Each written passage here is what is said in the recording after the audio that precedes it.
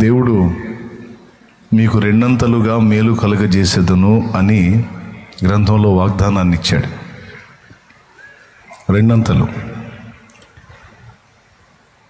రెండంతల దీవెన బైబిల్లో కొంతమంది భక్తులు పొందుకున్నారు. వాళ్ళల్లో ఏబుని మనం చూడొచ్చు. అగచాట్లకి కేర్ ఆఫ్ అడ్రస్ ఎవరు అంటే ఏబు కనపడతాడు. పాత నిబంధనలో ఏబు కనపడతాడు. అయితే రెండంతల ఆశీర్వాదానికి కేర్ ఆఫ్ అడ్రస్ ఎవరంటే కూడా ఏబే కనపడతాడు. దేవునికి స్తోత్రం. దారుణమైన సమస్యలకి అడ్రస్ ఎవరు అంటే ఏబే. రెండంతల మేలు అనే వాగ్దానాన్ని స్వతంత్రించుకున్నవాడు కూడా ఏబే. ఏబు తను శోధనలో కోల్పోయిన వాటన్నిటికీ ప్రతిగా అన్నీ రెండు పొందాడు. 500 జతల ఎడ్లకి 1000 జతల ఎడ్లు పొందాడు. 500 ఒంటెలకి 1000 ఒంటెలు పొందినట్టు 10 మంది సంతానానికి ప్రతిగా 20 మందిని పొందాడు.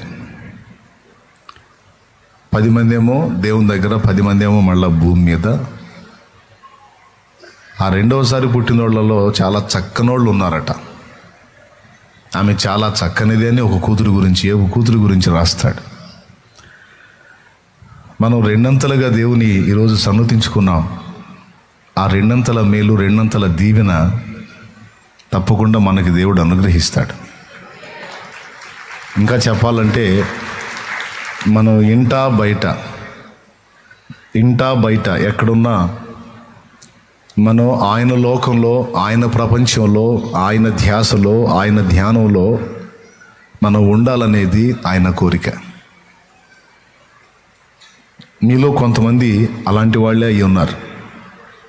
మీరు పనిచేసే దగ్గర ఆయన ఆలోచనే, మీరు ఇంట్లో ఉన్నప్పుడు ఆయన ఆలోచనే, పడక మీదకి వెళ్ళినప్పుడు ఆయన ఆలోచనే, వేకున లేవగానే ఆయన ఆలోచనే. భక్తి పరులు ఉన్నారు మీలో. ఎక్కడన్నా కూర్చొని ఎవరితోనన్నా మాట్లాడుతుంటే ఆయన సంభాషణ తేగకుండా మీ మాటలు ఉండవు. ఎక్కడన్నా కూర్చొని మీరు మాట్లాడితే ఎవరితోనైనా 10 మాటలు మాట్లాడితే కనీసం అందులో ఒక్క మాట అయినా యేసు అనే వ్యక్తిని కూర్చుంటుంది. నాకు తెలుసు మీ హృదయంలో ఆయన పట్ల ప్రేమ, భక్తి, తన్మయత్వం సమృద్ధిగా ఉంది. ఎందుకంటే మీకు అలసట కనపడట్లా, వెగటు కనపడట్లా. నాకు అర్థమవుతుంది మిమ్మల్ని చూస్తుంటే మీకు లోకం మీద వెగటు పుట్టినట్టుంది. దేవునికి స్తోత్రం. మీకు లోకం మీద వెగటు పుట్టినట్టుంది. అవకాశాలు లేక వెళ్తున్నారు, కానీ అవకాశం ఉండి అంత ఆహారం దొరికి అంత ఆదరణ దొరికితే రోజు కోటం పెట్టుకొని దేవునికి స్తోత్రం, రోజు కోటం పెట్టుకొని పొద్దున కోట, సాయంత్రం కోట, అపోస్తలుల కార్యాల్లో వాళ్ళు ఎడతెగక దేవాలయములో ప్రతిదినము తప్పక కూడుకొనుచు ఇంటింట రొట్టె విరుచుచు అన్నట్టు అలా ఉండే చేయాలనేది మీలో చాలామంది హృదయ వాంఛ. నాకు తెలుసు, అది కూడా తెలుసు నాకు. ఎందుకంటే నేను పరీక్ష పెట్టి చూస్తున్నా. ఏ క్వశ్చన్ అన్నా వెగట కనపడిద్దేమో, ఏముందిలే అనుకుంటారేమో అని కనిపెడతాను నేను. మీకు లోకం మీద వెగటు ఉంది, దేవుని పట్ల నీకు వెగటు లేదు, ఆసక్తి ఉంది. మీ మనసుల్లో అలా ఫిక్స్ అయిపోయారు. ఆయనే నా ప్రపంచం, ఆయనే నా లోకం, ఆయనే నా ఆనందం, ఆయనే నా అతిశయం, ఆయనే నా ధనం, ఆయనే నా ఘనత, ఆయనే నా ఆస్తి, ఆయనే నా అంతస్తు. ఇంకా ఆయనకి మించి నాకేమీ లేదు అని మీ మనసుల్లో అలాంటి ఆరాధనా భావం, భక్తి భావం, ప్రేమ భావం, సమర్పణ భావం అనేది నేను చూస్తున్నాను, నేను చూసి సంతోషపడి దేవుని మహింపరుస్తున్నాను.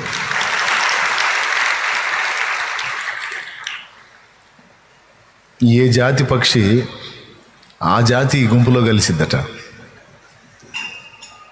ఏ గూటి పక్షి ఆ గూటికి చేరిద్దని, ఏ జాతి పక్షి ఆ జాతి గుంపులోనే కలిసి అక్కడే ఎముడగలిగిద్దండి, ఇంకెక్కడ ఎముడలేదు. మీరంతా నా జాతి వాళ్ళు అన్నమాట.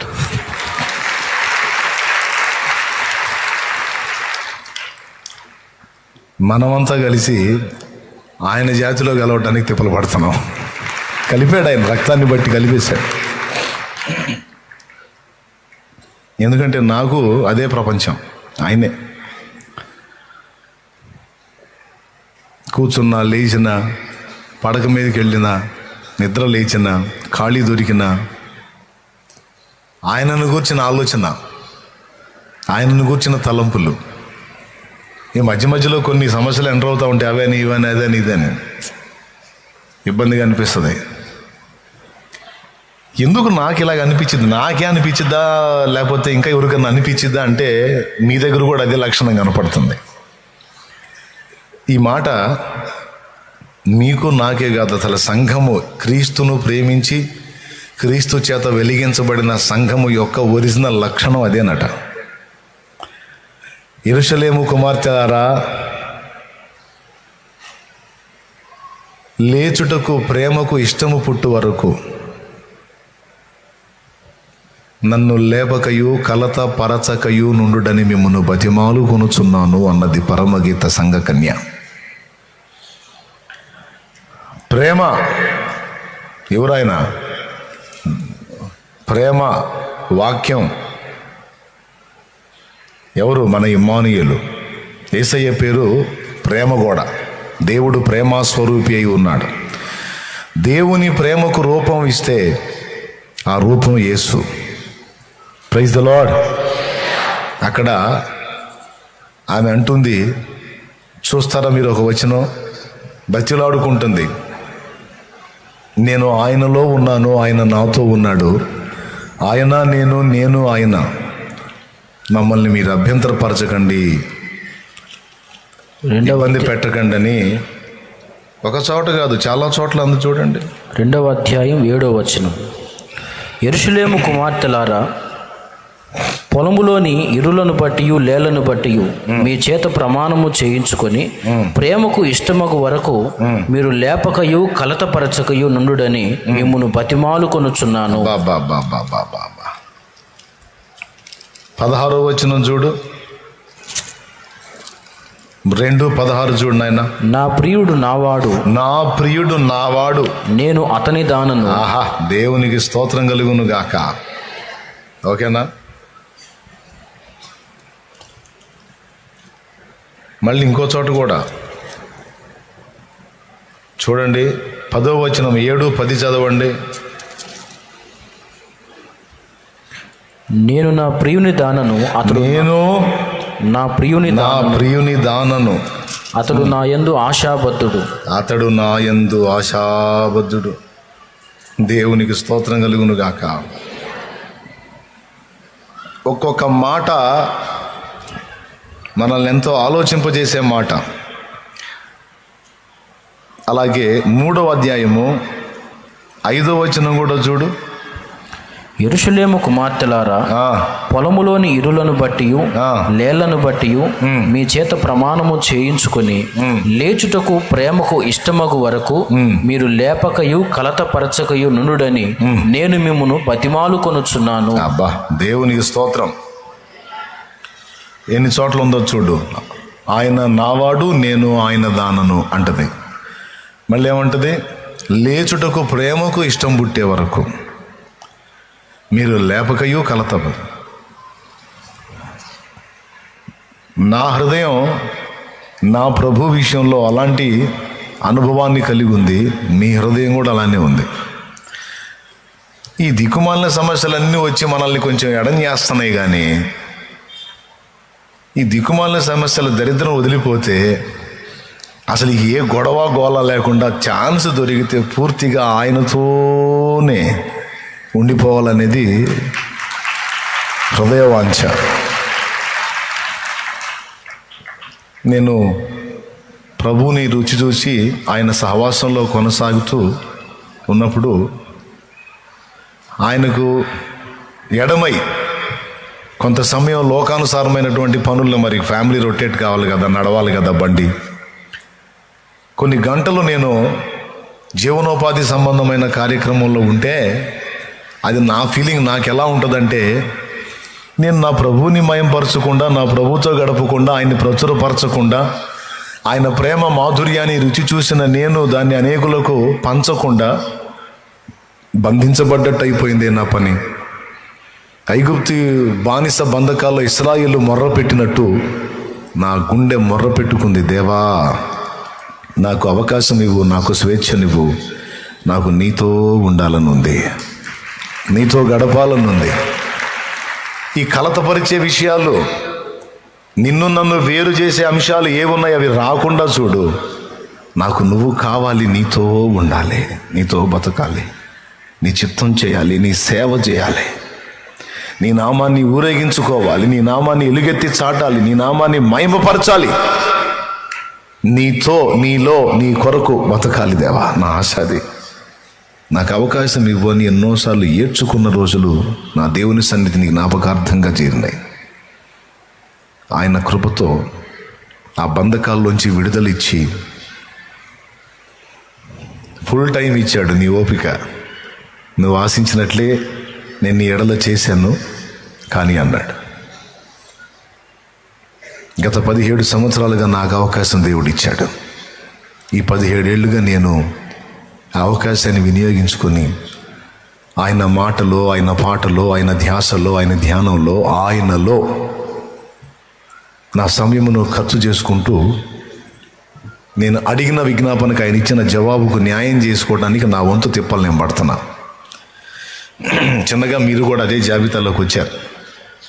అందుకే ఇందాక చెప్పాను, ఏ గూటి పక్షి ఆ గూటికి చేరిద్ది, ఏ జాతి మనుషుడు ఆ జాతి మనుషులతోనే పొసగగలుగుతాడు, ఎమడగలుగుతాడని. మీరు ఆయన్ని ప్రేమించే హృదయం కలిగి ఉన్నారు, నేను కూడా అదే హృదయం కలిగి ఉన్నాను. సో మనందరం కలిసి ఈరోజు ఆయన్ని ఆరాధిస్తున్నాం, సేవిస్తున్నాం, మహింపరుచుకుంటున్నాం. ఇంకా మీకు ఆయన మీకు మధ్యలో కలతపరిచే ఏవైతే ఉన్నాయో అవి కుటుంబ సమస్యలు కానీ, అప్పుల బాధలు కానీ, ఆర్థిక ఇబ్బందులు కానీ, కేసులు కానీ, లేకపోతే శరీర సంబంధంగా మిమ్మల్ని అభ్యంతరపరిచే ఏమున్నాయో అవన్నీ నజరేయుడగు యేసు నామములో దూరమగునుగాక. మీకు స్వేచ్ఛ, స్వాతంత్ర్యము నా తండ్రి అనుగ్రహించునుగాక. మీరు ఆశించినట్లే పూర్తిగా మీరు అనుక్షణం ఆయనలో ఆనందించడానికి నిరంతరం మనకి ఆయన కృప అనుగ్రహించునుగాక. ఆమేన్.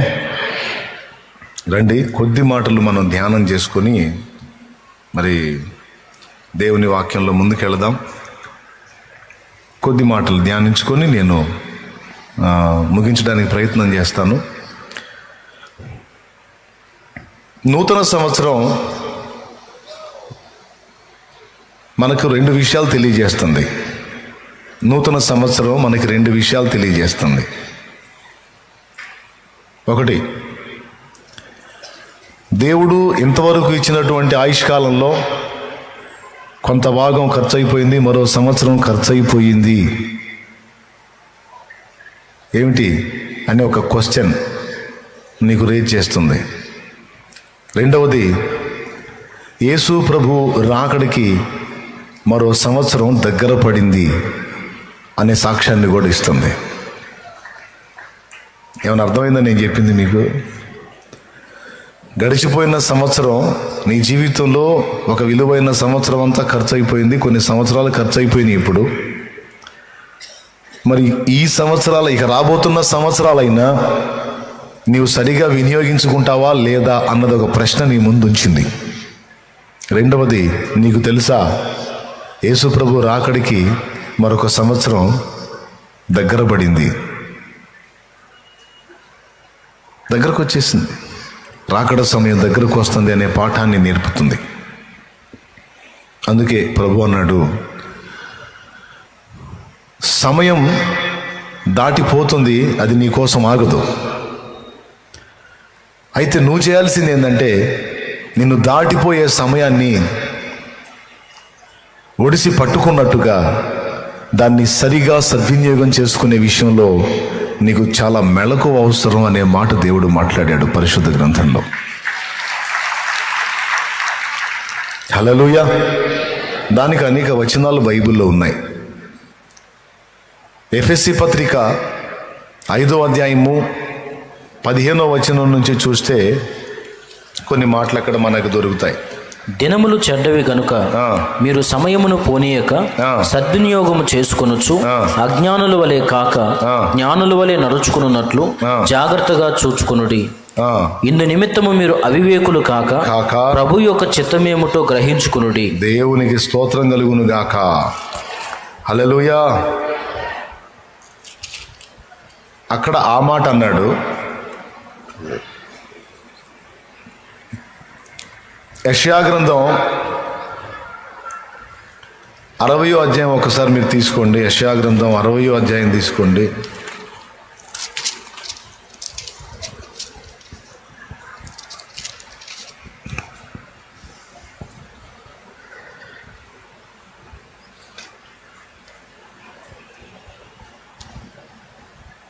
సమయమును పోనీయక సద్వినియోగం చేసుకొనుచు అజ్ఞానుల వలె గాక జ్ఞానులుగా ఉండునట్లు మీరు జాగ్రత్త పడండి, టైంని పోగొట్టుకోవద్దు అని ఒక వార్నింగ్ ఇచ్చాడు.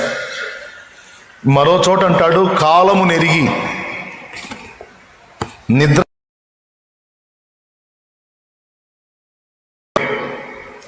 యేసు ప్రభువారు అంటాడు, ఆ కాలములను గూర్చియు ఆ సమయములను గూర్చియు మీరు జాగ్రత్తగా ఉండాలి. మీ దీపాలు వెలుగు. లోకం నిద్రమత్తులో ఉంది, మీరు మెళకువగా ఉండాలి సుమా. కొన్ని సన్నివేశాలు మీకు గోచరం అవుతున్నప్పుడు, కనబడుతున్నప్పుడు మీరు గ్రహించాలి, ఇదిగో ఆయన సమీపంగా ఉన్నాడు, ఆయన రాక సమీపంగా ఉంది అని.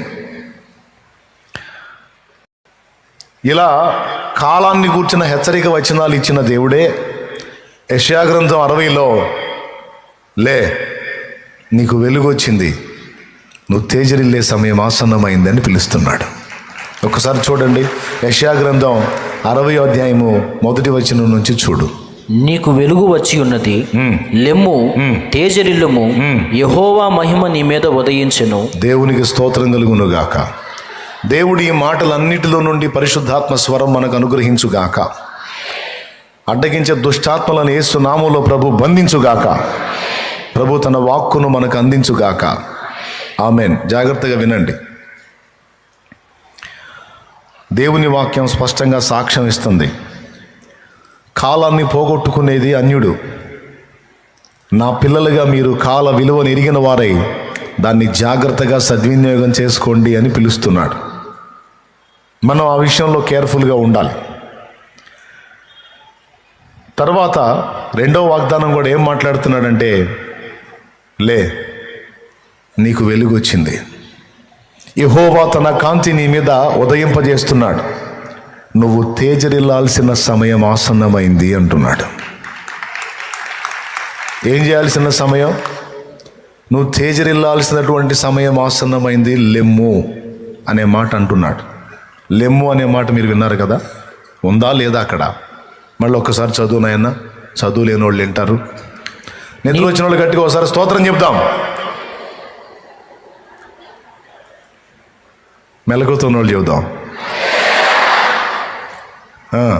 నీకు వెలుగు వచ్చి ఉన్నది, లెమ్ము తేజరిల్లుము, యెహోవా మహిమ నీ మీద ఉదయించెను. బాగా వినండి ప్రియులారా, నీకు వెలుగు వచ్చింది, లెమ్ము అనే పదం వాడాడు. అంటే అక్కడ రెండు విషయాలు మీకు అర్థం కావాలి. లే అనే పదం దేవుడు వాడుతున్నాడంటే ఆ వ్యక్తి బహుశా కూర్చొనన్నా ఉండాలి, లేదా పడిపోయన్నా ఉండాలి.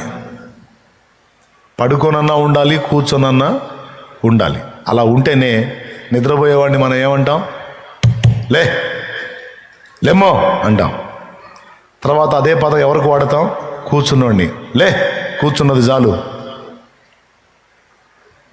కూర్చున్నోడిని, నిద్రపోయేవాడిని, ఇద్దరిని లెమ్ము అనే పదం వాడతాం. నీకు వెలుగు వచ్చినది లెమ్ము అనే పదం దేవుడు వాడాడు అంటే అక్కడ రెండు అర్థం కావాలన్నాను. ఒకటి, ఆయన ఎవరికి చెప్తున్నాడో ఆ వ్యక్తి లేదా ఆ వ్యక్తులు పరుండన్నా ఉండాలి లేదా కూర్చొనన్నా ఉండాలి. కారణం ఏమిటి అంటే నీకు వెలుగు వచ్చింది, ఇప్పుడు వెలుగు వచ్చింది అంటున్నాడంటే అంతకుముందు ఏముంది? అది పగలున్నంత వరకు మనం పని చేయగలం, రాత్రి వస్తుంది అప్పుడు ఎవడు పని చేయలేడు, ఏమీ చేయలేడు. అందుకే పగలు 12 గంటలు ఉన్నవి, పగలున్నంత వరకు మనం పని చేయాలనే మాట వాడాడు. అంటే ఇక్కడ చీకటి ఆవరించింది. ఆ చీకటి దెబ్బకి ఈ వ్యక్తి నిద్రమత్తులోకో లేకపోతే ఏమీ చేయలేనటువంటి నిస్సహాయ స్థితిలోకి వెళ్ళిపోయి ఆడ కూలబడిపోయాడు. ఆ స్థితిలో ఉన్న వ్యక్తిని దేవుడు దర్శించి అంటున్నాడు, అంధకారం ఆవరించిందని ఉన్న చోటనే ఉండిపోయావు, కదలకుండా ఆగిపోయావు. ఇదిగో నీకు వెలుగు వచ్చింది, లే. ఇక నువ్వు వెలుగు వచ్చిన తర్వాత నువ్వు అలా కూర్చొని అలా పరుండి ఉండటానికి లేదు. వెలుగు లేనప్పుడు, అంధకారంలో నువ్వు ఉన్నప్పుడు, చీకట్లో ఉన్నప్పుడు ఏం చేయలేవు కాబట్టి నువ్వు కూర్చున్నావు, కూలబడ్డావు, పరుండావు. అయితే నిన్ను అదే స్థితిలో ఉంచటం నాకు ఇష్టం లేదు. ఆ స్థితిలో నుంచి నిన్ను పైకి లేవనెత్తాలని నేను ఆశపడుతున్నాను. అంధకారంలో అచేతనంగా నువ్వు పడుండవు నాకు ఇష్టం లేదు. నీ మీదికి నా వెలుగును పంపుతున్నాను, ఆ వెలుగు చేత నీవు తేజరిల్లాలని నేను కోరుకుంటున్నాను. సో అంధకారంలో నుంచి వెలుపటికి, కూర్చున్న స్థితిలో నుంచి లేదా పరుండ స్థితిలో నుంచి పైకి లేచి, మూడవది ఏం చేయాలని చెప్తున్నాడు? తేజరిల్లు. తేజరిల్లటం అంటే ప్రకాశించమంటున్నాడు, ఒక వెలుగు వెలగమంటున్నాడు. అప్పుడప్పుడు లోకస్తులు ఈ మాట మాట్లాడతారు, అబ్బో ఆయన మామూలుగా వెలగల, ఒక వెలుగు వెలిగినోడు అంటారు. వెలుగు వెలిగినోడు ఏందండి? ఏమన్నా కరెంటు పెట్టి లైట్లు పెట్టారింది? ఒక వెలుగు వెలిగినోడు ఏంది? అసలు వెలగటం అంటే ఏంటి? తేజరిల్లటం అంటే ఏంటి? వినండి, ఒక్క ముక్కలో చెప్తాను సింపుల్గా. దావీదున్నాడు, తన తరము వారందరికీ కూడా ఒక వెలుగు వెలిగి వారందరికీ దీపమై దేవుణ్ణి సన్నుతించడానికి, సేవించడానికి త్రోవ చూపినటువంటి వ్యక్తి దావీదు. ఒక వెలుగు వెలిగాడు అన్న మాటకి తగినటువంటి వ్యక్తి దావీదు. ఎందుకంటే ఇశ్రాయేలు జనాంగమే అన్నారు, ఒక యుద్ధంలో దావీదు సొమ్మసిల్లినప్పుడు ఇష్బీ బెనోబా అనేవాడు దావీదుని ఈట తీసుకొని అటాక్ చేస్తాడు. ఆ టైంలో అభిషై రాజును ఆదుకొని వానిని కొట్టి హతం చేస్తాడు. ఆ తర్వాత యుద్ధం అయిపోయిన తర్వాత ఇశ్రాయేలు జనాంగం అంటారు సైన్యం, మాకు దీపము వంటి వాడవైన నీవు యుద్ధమునకు రావద్దు, నువ్వు రిలాక్స్ అవు, మేం పోరాడతాం, కానీ మాకు నువ్వు యుద్ధం చేయాల్సిన అవసరం లేదు, నువ్వు మాత్రం మాకు ఉండాలి, ఎందుకంటే మాకు దీపము నువ్వు, మాకు దీపం నువ్వు. అవసరమైతే నువ్వు మోయాల్సిన బరువు, బాధ్యతలు, ఆ భారాలన్నీ మేము మోస్తాం. నువ్వు తేడా పడ్డావంటే, నువ్వు మరుగైపోయావంటే మేము అంధకారంలో కూర్చుంటాం. మాకు దీపం వంటి వాడు అంటే అర్థం ఏంటి? మేము ఎటు పోవాలో, ఏం చేయాలో, ఎలా నడవాలో మాకు త్రోవ చూపేది నువ్వే. అమ్మో, నువ్వు డ్యామేజ్ అయిపోతే, నువ్వు ఎఫెక్ట్ అయిపోతే మా గతి ఏంటి? మమ్మల్ని దేవునిలోకి నడిపించేది ఎవరు? పాపము, శాపము, అంధకారం నిండిన ఈ లోకంలో జీవము గల దేవుని వైపుకు మమ్మల్ని తిప్పేదెవరు? ఆయన సన్నుతిని మాకు నేర్పేదెవరు? మా చేత ఆరాధన చేయించేవాడెవరు? ఆయన గురించి గొప్ప గొప్ప విషయాలు మాకు చెప్పేవాడెవరు? ఆయనలో ఉన్న ఆనందాన్ని, మాధుర్యాన్ని అనుభవించి మాకు అవగాహన కలిగించే వాళ్ళు ఎవరు? గనుక నువ్వు ఇబ్బంది పడితే మాకు చాలా ప్రాబ్లం అయిపోతుంది. కాబట్టి మేమందరం ఇదైనా ఇబ్బంది లేదు, కానీ నువ్వు మాత్రం క్షేమంగా ఉండాలి. రాజా, నీవు యుద్ధమునకు రావద్దు, నీవు మాకు దీపము వంటి వాడవు అని ఇశ్రాయేలు సమాజము ఆయనను గూర్చి అన్న మాట బైబిల్లో రాసుంది. అంటే దావీదు ఒక వ్యక్తి, కానీ ఒక సమాజం మొత్తానికి, ఒక జనాంగం మొత్తానికి కూడా ఆయన దీపము అన్నారు. అంటే ఆయన జీవితంలోంచి, ఆయన భక్తిలోంచి, ఆత్మీయతలో నుంచి వీళ్ళు చాలా నేర్చుకుంటున్నారు. వాళ్ళ జీవితాలు దిద్దుకోవటానికి, వాళ్ళు కూడా దావీదు వలె దేవుని ప్రేమించడానికి, వాళ్ళు కూడా దావీదు వలె దేవుని ఆరాధించడానికి, వాళ్ళు కూడా దావీదు వలె లోకాన్ని విసర్జించి దేవుని ప్రసన్నతను, దేవుని మహిమను, దేవుని సన్నిధిని వెతకడానికి, వారు కూడా దావీదు వలె పరాక్రమశాలులుగా ఉండటానికి, వారు కూడా దావీదు వలె రోషము కలిగి ఉండటానికి వాళ్ళు ఒక దిక్సూచిలాగా, ఒక దీపంలాగా, ఒక కాంతి పుంజంలాగా పెట్టుకున్నారు దావీదుని. దేవుడే దావీదును అలా వెలిగించాడు. ఈరోజు మనకు ముందు తరాల్లో కొంతమంది భక్తులు, ప్రస్తుత తరంలో కొంతమంది భక్తులు వాళ్ళని చూసి మనం దేవుణ్ణి ప్రేమించి, సేవించి, లోకాన్ని విసర్జించి పరలోకాన్ని హత్తుకోవటానికి వెలుగుగా ఉన్నారు కొంతమంది భక్తులు. వాళ్ళ ఉపదేశంలో, వాళ్ళ జీవన విధానంలో, వాళ్ళ భక్తిలో, ఆత్మీయతలో, పరలోకాకర్షణలో వాళ్ళున్న విధానాన్ని చూసి మనం కూడా ఆ వెలుగులో నడుస్తున్నాం. దేవునికి స్తోత్రం, హల్లెలూయా. ఇప్పుడు మనకు ముందుండి మనకు మాదిరి చూపించిన వాళ్ళంతా ఎవరు? వెలుగుతున్నటువంటి వ్యక్తులు, వెలిగినటువంటి వ్యక్తులు, దేవుని చేత వెలిగించబడి తేజరిల్లినటువంటి వ్యక్తులు. దేవుడు ఈరోజు మనందరితో వాగ్దాన రూపంగా మాట్లాడుతున్నాడు. ఏంటంటే, నీకు వెలుగు వచ్చింది అనే మాట మాట్లాడుతున్నాడు. దీన్ని నువ్వు నమ్మితే స్వతంత్రించుకుంటావు. నీకు వెలుగు వచ్చింది అంటున్నాడు. ఇప్పుడు వచ్చింది అంటే తడవలాడావో చెప్తున్నాడు ఆయన. అయితే ఇప్పుడు అంటున్నాడు, ఇక నీకు అంధకారం ఉండదు, నీకు వెలుగు వచ్చింది.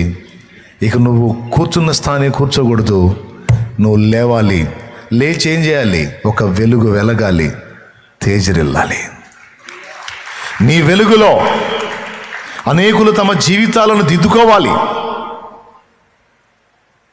నైట్ టైం మనం అక్కడక్కడ తిరిగి ఎక్కడ ఏం పూసుకున్నామో మనకు అర్థం కాదు.